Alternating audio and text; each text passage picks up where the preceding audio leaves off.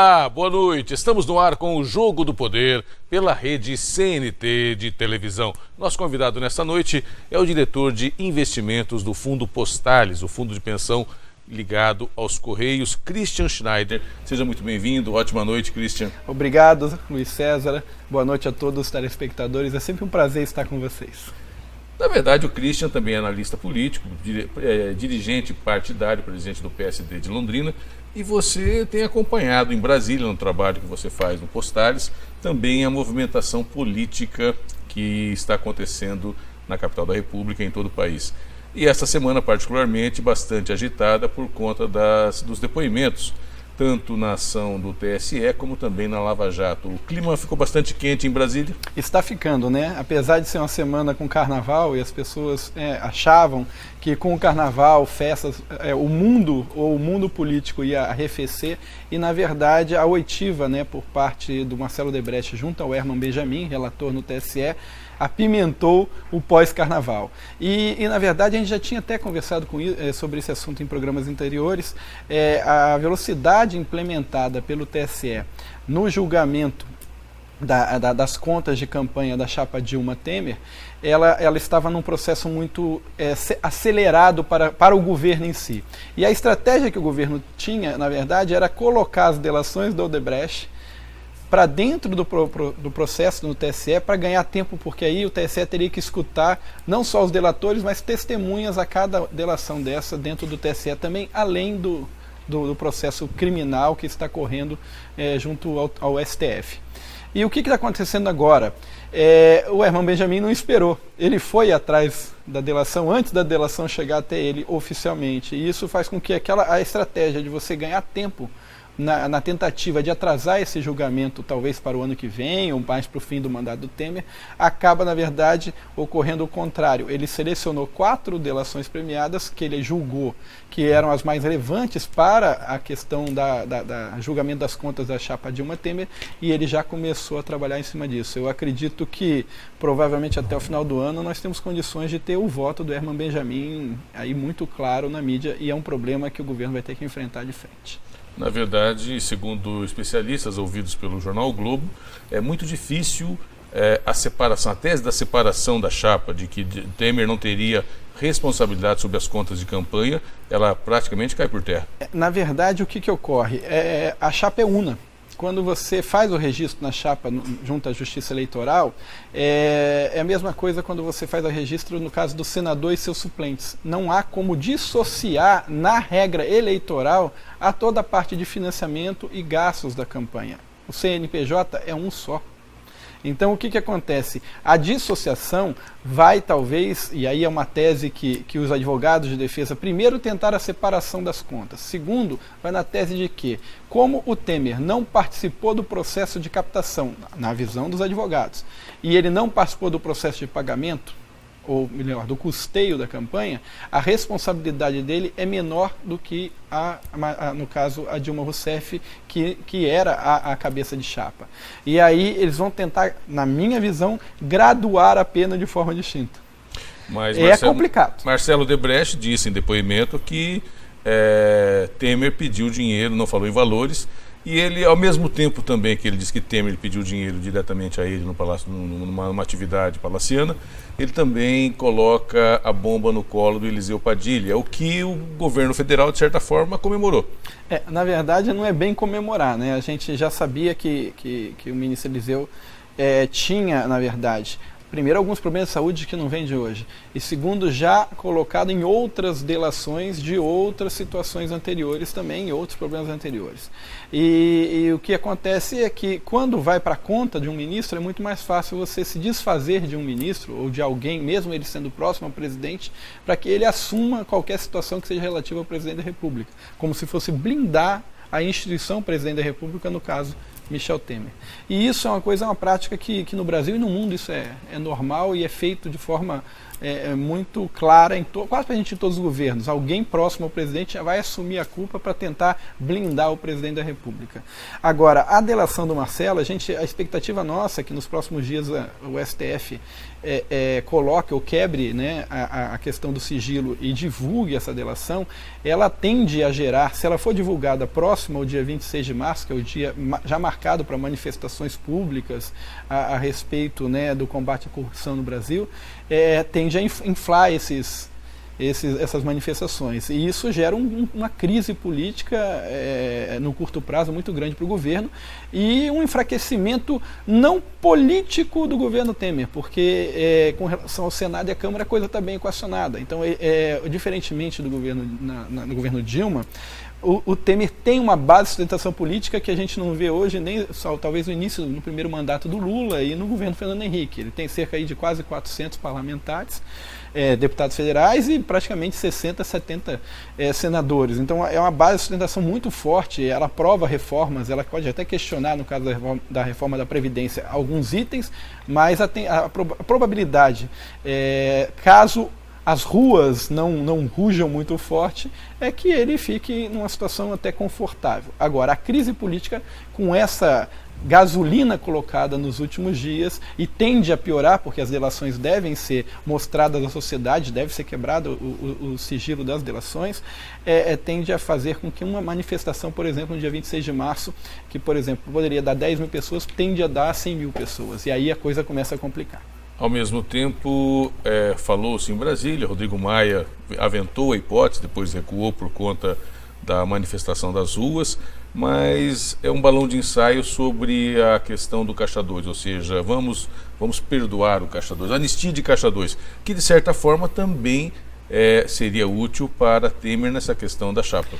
Na verdade, essa já é até um assunto que já praticamente foi virado a página lá em Brasília, porque por mais que você altere daqui para frente, daqui para frente você pode alterar conceitos e pode alterar até o regramento, mas vale a partir de agora para frente. Anistiar o que está para trás necessitaria um conserto social que hoje o Brasil não está preparado.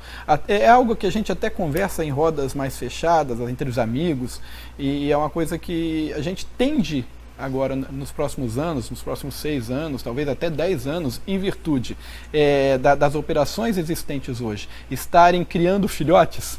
Porque a cada delação dessa que ocorre de um empreiteiro ou de alguém envolvido, né, nesse processo de corrupção, ele começa a atingir também governos estaduais e municipais. Porque as obras não eram só do governo federal, e muitas obras do governo federal são repassadas recursos para os governos estaduais e municípios executarem. E aí passa a envolver todas as esferas de poder.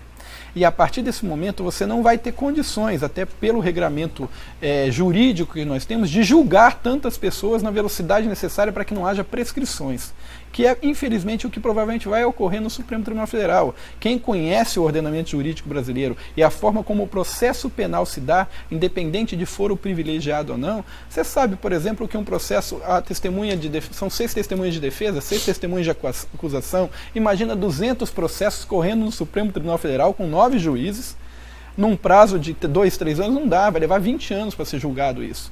Então, já existem conversas hoje em rodas de você tentar fazer, a partir de 2020, 2021, um outro processo, um novo conserto social. O que é isso? Olha, chama as pessoas aqui, vocês estão envolvidos, você está fora da política, você e sua família durante 30 anos, você devolve aí o que a gente já captou que você fez de irregularidade, nós arquivamos o seu processo, mas você está fora do jogo político brasileiro, você e sua família por 30 anos, por 50 anos. O ostracismo. Total. Você faria limpeza, porque o Brasil tem que ser virado a página e passada limpo. E se depender do regramento jurídico atual, isso vai levar 20, 30 anos, o Brasil não suporta isso, e mais, os crimes vão prescrever. E o sentimento de impunidade para a população vai ser muito grande. Pois é, no próximo bloco eu pergunto para Christian Schneider, será que fica alguém em pé em Brasília? Porque, segundo as relações, PSDB recebeu dinheiro da Odebrecht, PMDB recebeu dinheiro e o PT bastante. Daqui a pouquinho, no próximo bloco do Jogo do Poder.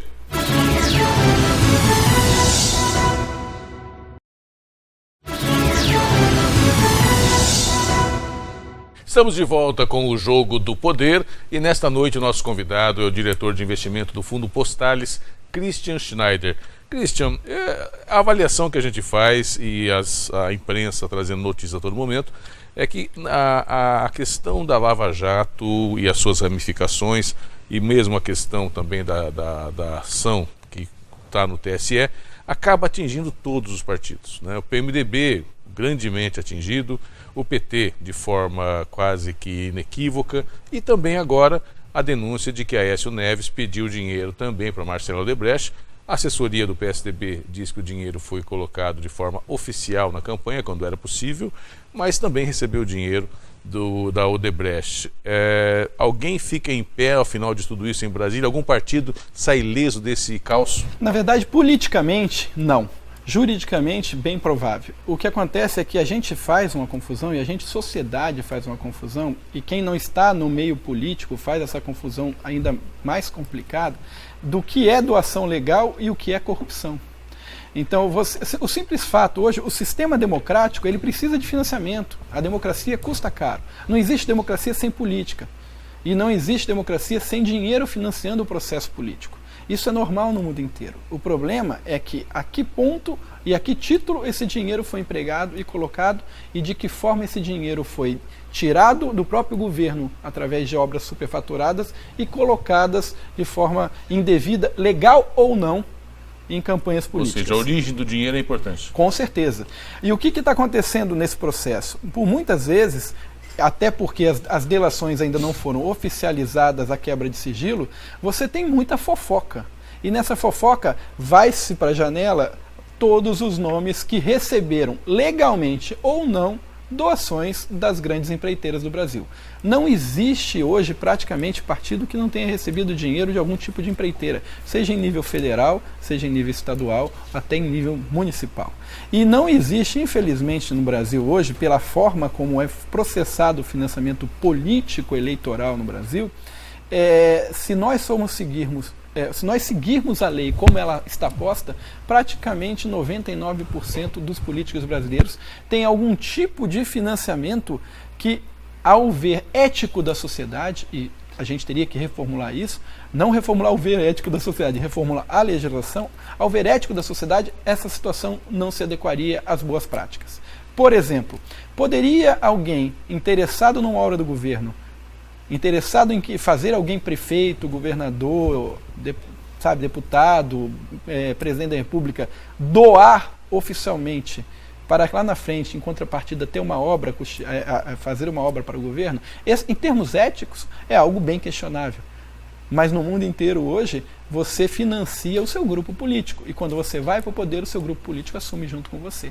Então isso é algo que a sociedade brasileira vai ter que discutir nos próximos anos, para que a gente não chegue à situação que a gente tem hoje.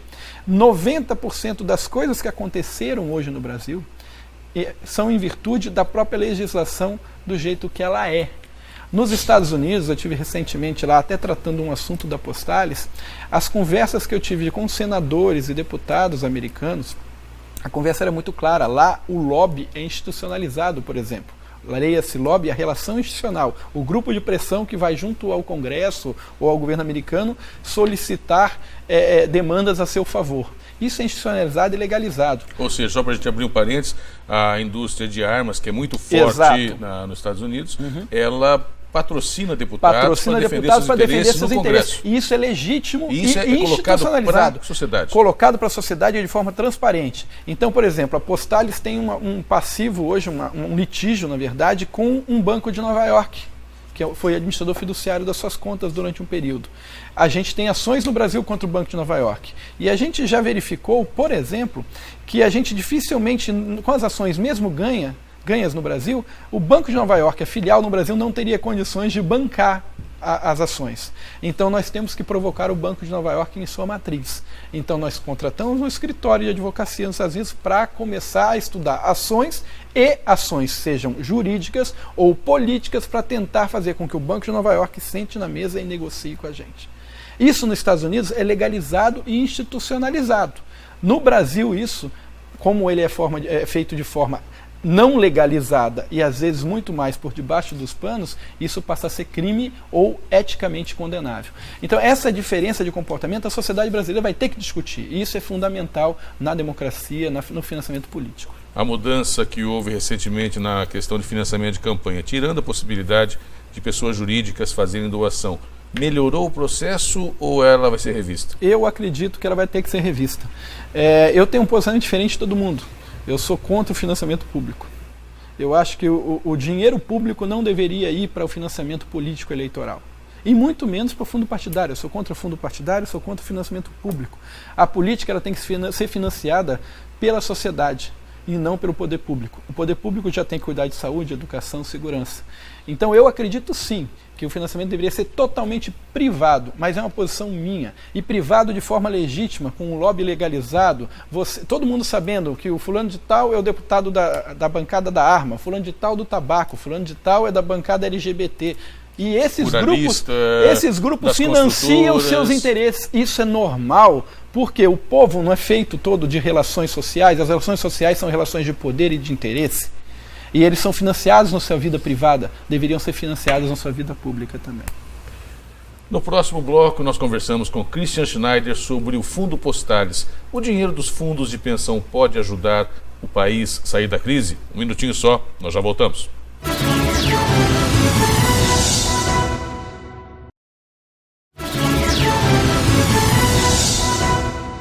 Estamos de volta com o Jogo do Poder pela rede CNT de televisão. Nesta noite conversando com o diretor de investimentos do Fundo Postales, Christian Schneider. Falamos de política nacional, um quadro bastante interessante e também preocupante, mas a questão do país, talvez que mais chame atenção para as pessoas que nos assistem, é a dificuldade financeira, econômica do país, ou seja, o desemprego, com mais de 20 milhões de pessoas aí desempregadas ou com ocupação bastante pequena.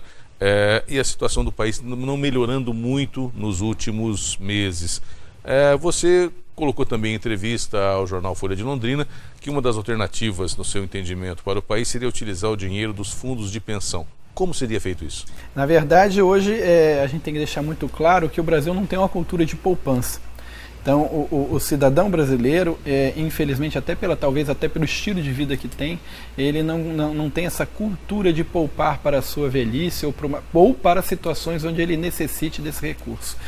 Praticamente a economia brasileira ela sempre foi lastreada no consumo, como seus inputs para crescimento, o seu crescimento sempre foi lastreado no aumento do consumo, que aí impulsionaria a produção e assim por consequência. O que acontece? As economias saudáveis no mundo, elas dependem de financiamentos do que vem não do investimento ou não do consumo, mas particularmente das poupanças. Por exemplo, nos Estados Unidos, a poupança, quase toda ela, da poupança das famílias, estão nas bolsas de valores, no mercado de capitais. Então a economia americana ela é muito impulsionada pelos investimentos feitos pelas famílias e empresas nas bolsas de valores, que financiam as próprias empresas, gerando empregos e, por consequência, aumenta o consumo, aumenta o investimento e a economia assim vai crescendo. As economias europeias são muito lastreadas nos bancos e na quantidade de crédito subsidiado pelos próprios bancos, sejam públicos ou bancos privados, onde eles fazem alavancagens de investimento.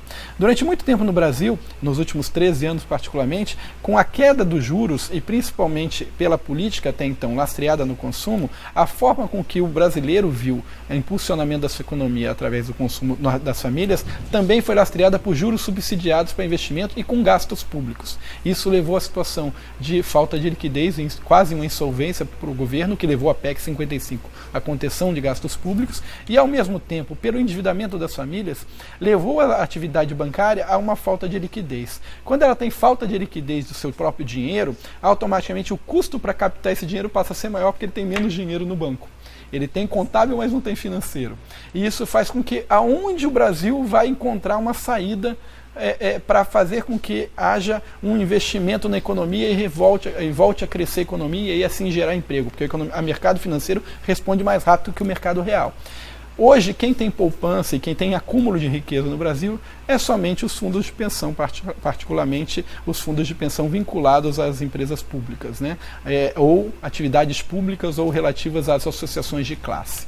Então, por exemplo, hoje a gente aproximadamente tem cerca de 750 bilhões de reais armazenados na Previdência Complementar desses diversos entidades fechadas de previdência complementar.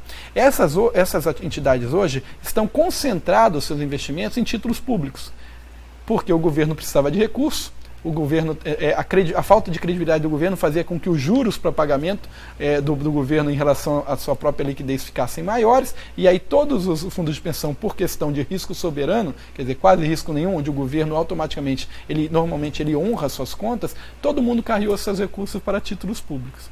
Agora, com a economia se arrumando, o governo tendo credibilidade no mercado, e aí o que acontece? A taxa de juros dos títulos públicos começa a cair e não cumprir metas atuariais para a aposentadoria desses fundos. Ou seja, não remunera o dinheiro dos fundos como seria necessário para cumprir metas atuariais de rendimento para garantir aposentadorias futuras desses empregados. Então, obriga novamente os fundos de pensão a procurarem novos investimentos com maior risco.